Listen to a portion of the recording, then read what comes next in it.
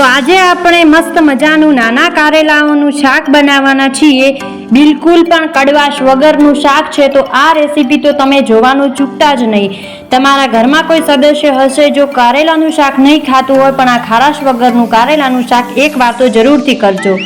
અને બિલકુલ પણ વિડીયો સ્કીપ ના કરતા, નહીંતર મિસ થઈ જશે જેનો મોસ્ટ ઇમ્પોર્ટન્ટ પાર્ટ. તો પહેલાં તો આપણે નાના કારેલાઓને લઈ લીધા છે અને હવે એને સારી રીતે છોલી દઈશું. સારી રીતે એની બધા જ કારેલાઓની છાલ છે એમને કાઢી લેવાની છે આપણે. તો આપણે અહીંયા બધા જ કારેલાઓની છાલ કાઢી લીધી છે. જો તમે છોલ્યા વગર કરશો તો તમારું શાક કડવાશવાળું બનશે. પછી આપણે બધા જ કારેલાઓને છોલી દીધા હતા અને એક મોટા વાસણમાં તેને સારી રીતે ધોઈ દેવાના છે.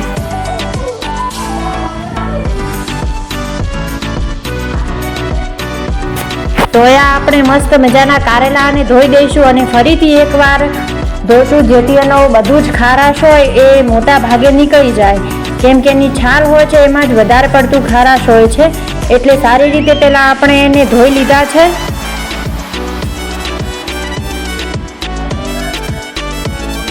તો આપણે સારી રીતે એને ધોઈ દઈશું. જુઓ મસ્ત મજાના કારેલાઓ છે અને એક વાટકામાં આને કાઢી લઈશું.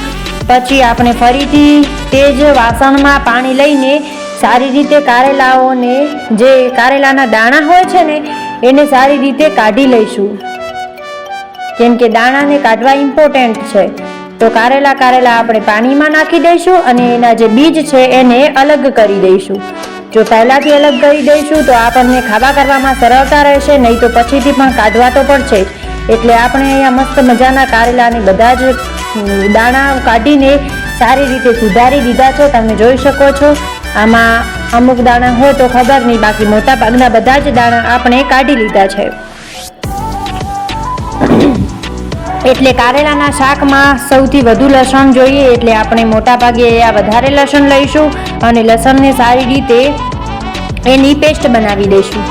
આ કારેલા પણ તૈયાર છે. પછી આપણે ગેસની ફ્લેમને ઓન કરી દઈશું અને એમાં 2 થી 2.5 ચમચી જેટલું તેલ એડ કરી દઈશું.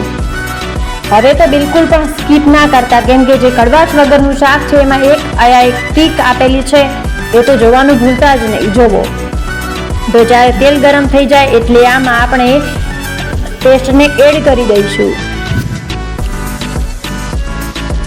આપણા લસણ ફ્રાય થઈ જાય એટલે આપણે એમાં કારેલાઓને પણ એડ કરી દઈશું. તો આપણે કારેલાને પણ સારી રીતે એડ કરી દીધા છે અને કારેલાને થોડીવાર ફ્રાય થવા દેવાના છે. પહેલાંથી જ એમાં બધા મસાલાઓ નહીં નાખી દેવાના. એટલે પહેલાં એકલા કારેલાને આપણે ફ્રાય કરવા દેવાના છે અને પછી એમાં આપણે મસાલાઓ નાખવાના છે.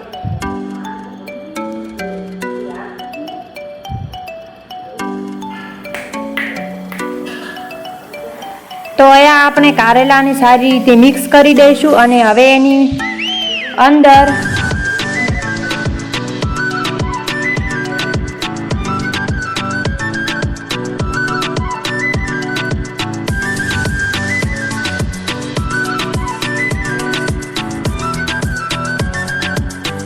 હવે આપણે લાલ મરચું પણ એડ કરી દઈશું. 2 ચમચી જેટલા આયા મેં લાલ મરચાંને લીધા છે અને 1-1.5 ચમચી જેટલું આપણે એમાં હળદરને પણ એડ કરી દઈશું. અને મીઠું તો આપણે ઓલરેડી લસણમાં નાખી દીધું હતું, એટલે આમાં નહીં નાખો તો પણ ચાલશે. અને લસણમાં મીઠું બહુ જ ઓછું નાખવાનું, કેમ કે પહેલાંથી જ કારેલાઓ કડવા જ હોય છે એટલા માટે. તો આ લસણ આપણા કારેલા ફ્રાય થઈ જાય એટલે પછી એમાં આપણે મસાલાઓ નાખી દઈશું અને એને પણ સારી રીતે આપણે મિક્સ કરી દઈશું. જો તમને આ રેસીપી પસંદ આવે તો પહેલાંથી જ લાઈક, શેર અને સબસ્ક્રાઈબ કરી દેજો અને એકવાર આ રેસીપી બનાવવાનું ભૂલતા નહીં. તો પહેલાં તો આપણે સારી રીતે આને મિક્સ કરી દઈશું. જો કંઈક આવું સ્ટ્રક્ચર બનીને આપણું થઈ ગયું છે તૈયાર. આને પણ આપણે મિક્સ કરી દીધું છે. હું તમને નજીકથી બતાવું તો આવું આપણું શાક બન્યું છે. જુઓ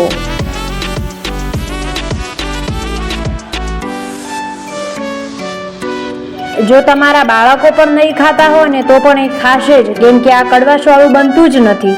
હા, મોટા કારેલા છે એ તો મેં પણ ક્યારેય ટ્રાય નથી કર્યા, પણ આ તો કારેલા હું લિટરલી ખાઉં જ છું ને મને વધારે ફેવરેટ પણ છે. એટલે જુઓ આપણે પછી એમાં 2 ગ્લાસ જેટલું પાણી એડ કરી દીધું છે અને હવે આપણે આની અંદર કશું જ ઢાંકવાનું નથી. આને આમ ખુલ્લામાં જ પાકવા દેવાનું છે. ધ્યાન રહે કે અંદર કોઈ વસ્તુ ના પડી જાય. બાકી જ્યારે આપણે એને ખુલ્લું રાખીએ છીએ ને ત્યારે એમાંથી બધી જ કડવાશ બાષ્પ થઈ જાય છે, એટલે કે કડવાશ રહેતી જ નથી. એટલે આની અંદર કશું ઢાંકવાનું નહીં, ખુલ્લું જ આને પાકવા દેવાનું. અને કડવાશ વગરનું શાક બનાવવા માટેની એકમાત્ર ગામઠી ટ્રીક છે કે જેનાથી આપણું શાક ક્યારેય કડવાશવાળું નહીં બને. કહેવત છે કે આવરે વરસાદ ઢેબરીઓ પ્રસાદ, ઉના રોટલા ને કારેલાનું શાક. તો કોણ કોણ આ વરસાદની ઋતુમાં કારેલાનું શાક ખાય છે કોમેન્ટની અંદર કહેવાનું ભૂલતા નહીં. અને જો આજનો વિડીયો પસંદ આવ્યો હોય ને તો લાઈક, શેર અને સબસ્ક્રાઈબ કરવાનું પણ ના ભૂલતા. આને તમે રોટલા સાથે ખાશો ને તો તમને વધુ મીઠાશવાળું લાગશે, કેમ કે આ ખારું તો નથી બન્યું આમ તો, કેમ કે આ ટ્રીક કરો એટલે, પણ તો પણ તમે બાજરીના રોટલા સાથે ખાશો તો તમને અતિ સ્વાદિષ્ટ લાગશે.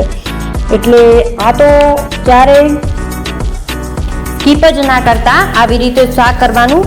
બાકી મળીએ નવા વિડીયો સાથે. સબસ્ક્રાઈબ કરીને જજો અને જય શ્રી કૃષ્ણ, જય હિન્દ.